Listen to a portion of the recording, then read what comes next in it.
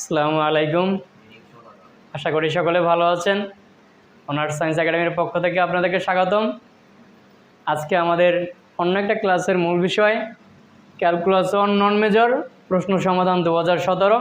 ধারাবাহিকভাবে যেভাবে আগে আমরা দিয়েছিলাম 3 নম্বর প্রশ্নের সমাধান, এবার আমরা করব 4 নম্বর প্রশ্নের সমাধান। 4 নম্বর প্রশ্নে বলা আছে সমাকলন করো। এখন সমাকলন জিনিসটা কি এইটা আমাদের আগে বুঝতে হবে। আমরা জানি দুইটা জিনিস, একটা হচ্ছে সমাকলন আর একটা হচ্ছে ব্যবকলন। সমাকলন হচ্ছে ইন্টিগ্রেশন আর ব্যবকলন হচ্ছে ডিফারেন্সিয়েশন।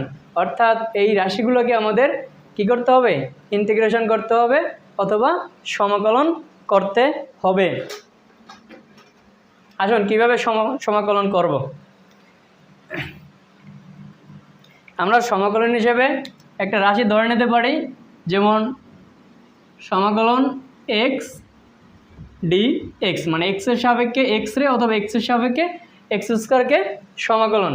কিন্তু এই জায়গায় আমাদের কিন্তু ওইভাবে এক্স না, এভাবে একটা আমাদের ভাগাকারে একটা রাশি দেয়া আছে, কিন্তু আমাদের এই রাশিটাকে আমাদের ওইভাবে একটা রাশিতে পরিণত করতে হবে। এখন মূল উদ্দেশ্য ভাই দেখা যাক কীভাবে আমরা এটাকে পরিবর্তন করতে পারি ও রাশিতে।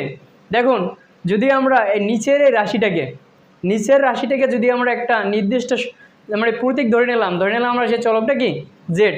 এই রাশিটাকে যদি আমরা ডেরিভেটিভ করি তাহলে দেখুন আমরা উপরের রাশিটা পাই, কিন্তু যদি আমরা উপরের রাশিটাকে কোনো নির্দিষ্ট মানে চিহ্ন ধরে যদি ওটাকে ডেরিভেটিভ করি তাইলে আমরা নিচের রাশিটা কিছুতেই পাবো না। তাই উপরেটা ধরবো না নিচেরটা ধরবো এটা মূল বিষয় না, মূল বিষয় হচ্ছে কোনটা ধরলে আপনি অন্য রাশিটা পাবেন। তবে নিচের রাশিটাকে যদি আমরা ধরি তাইলে আমরা উপরের রাশিটা পাবো। তাই ধরি x square plus x minus 2 সমান জেড।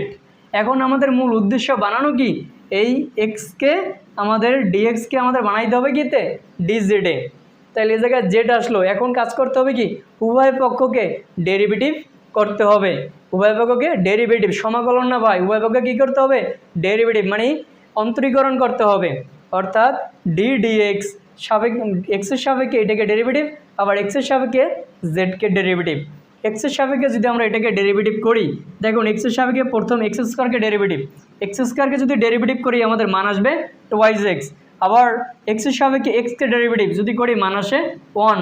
যদি এক্সের সাপেক্ষে 2কে ডেরিভেটিভ করি মান আসে 0, মানে ওটা একটা কনস্ট্যান্ট তাই 0 আসবে, সুতরাং এটাকে আমরা 0 লিখলাম না। আর জেডের সাপেক্ষে মানে এক্সের সাপেক্ষে যদি জেডকে ডেরিভেটিভ করি তাহলে আমাদের মান আসবে D Z by D X. তাহলে আমাদের দেখুন এই জায়গায় মূল উদ্দেশ্য কি ডি জেডকে রাখা। তাহলে ডি জেডকে আমরা এক সাইডে রেখে দিলাম, আবার ডিএক্সকে আমরা এই সাইডে নিয়ে আসলাম। এখন দেখেন এই রাশিটার পরিবর্তে আমরা অন্য একটা রাশি পাইছি কি ডি জেড। আমাদের কথাই ছিল যে এভাবে আমরা একটা রাশি বের করবো যাতে আমাদের ভাগাকারে না থাকে। সুতরাং দেখেন এই রাশিটা ধরার কারণে আমাদের এভাবে একটা রাশি চলে আসছে। তাই এখন আমরা দেখলাম কি যে প্রশ্নটা দেওয়া আছে ওই প্রশ্নটাই তুলে নিলাম। তারপরে দেখুন এটাকে একটু সাজিয়ে রাখলাম, এটাকে আমরা এই সাইডে রাখলাম এবং এই দুইটা মিলাইয়া যে রাশিটা পাইছি এটাকে আমরা এই সাইডে নিলাম। এখন এই রাশিটুকুর পরিবর্তে আমরা ধরে নিয়েছিলাম কি জেড, সেই জেড আমরা নিলাম এবং এই রাশিটুকুর পরিবর্তে আমরা পাইছি কি ডিজেড, এই ডিজেড নিলাম। এখন দেখুন ভাই কী আছে 1/z ডিজেড, অর্থাৎ নিশ্চয়ই এটাকে কী করা যাবে? সমাকলন করা যাবে। আমরা জানি 1/z এর সমাকলন হচ্ছে লন জেড, অথবা 1/x এর সমাকলন হচ্ছে লন এক্স। তাই 1/x এর সমাকলন হচ্ছে লন এক্স। আর আমরা জানি সমাকলন করলে একটা ধ্রুবক রাশি আসে, সেই ধ্রুবক রাশিটা হচ্ছে সি, অর্থাৎ লন জেড প্লাস সি। এটাই হচ্ছে আমাদের অ্যান্সার। যদি কোনো ধরনের সমস্যা থাকে আমাদের কমেন্ট সেকশনে জানাবেন। আসুন 2 নম্বর প্রশ্ন। 2 নম্বর প্রশ্নে দেয়া আছে যে twice x minus 1 2/3 plus x minus x square dx.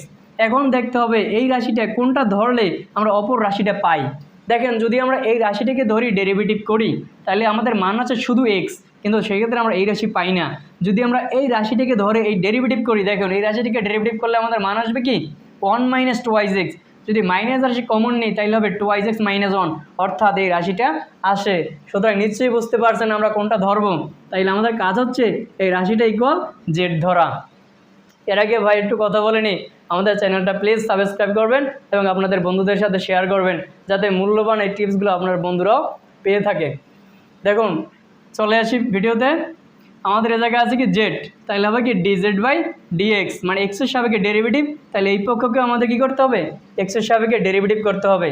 যদি আমরা এক্সের সাপেক্ষে ডেরিভেটিভ করি, 3কে যদি ডেরিভেটিভ করি মান আসবে আমাদের 0, কারণ এটা একটা কনস্ট্যান্ট।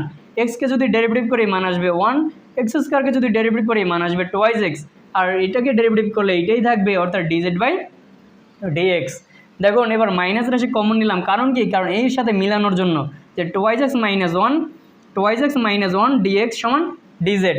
এখন টোয়াইস এক্স মাইনাস 1 ডিএক্স মানে এই রাশিটুকু লিখে নিলাম, আর মাইনাসকে অপর সাইডে নিয়ে নিলাম, আর মাইনাস ডিজেড। এখন উপরে যে লাইনটা লেখা আছে আমরা ওই লাইনটাই জাস্ট তুলে নিলাম, মানে এখন মূল সমাধানে আসছে। এখন আমাদের এই রাশিটার পরিবর্তে আমাদের ধরে নেব জেড, আর এই জায়গায় রুট আছে, আর এইটুকুর পরিবর্তে আমাদের আছে কি মাইনাস ডিজেড। মাইনাসটাকে আমরা সামনে নিয়ে আসলাম, হবে কি রুট জেড ডিজেড।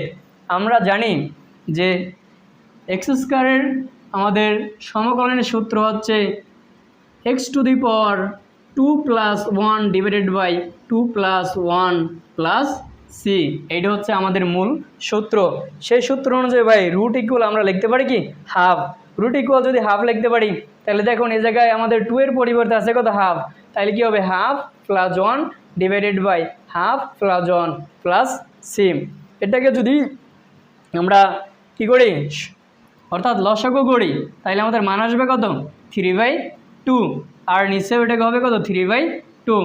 3/2কে যদি উপরে নিয়ে যায় তাইলে হবে কত, উল্টে যাবে, অর্থাৎ হবে কত 2/3। তাইলে আমাদের এই জায়গায় জেড যে মানটা ধরে নিয়েছিলাম যে জেড ইকুয়াল কত 3 + x - x স্কোয়ার, সুতরাং এই মানটা আমাদের এই জায়গায় লিখে দেবো 3 + x - x স্কোয়ার, আর এই ধ্রুব রাশি প্লাস সি, কারণ আমরা সকলেই জানি সমকলন করলে একটা ধ্রুব রাশি আসে।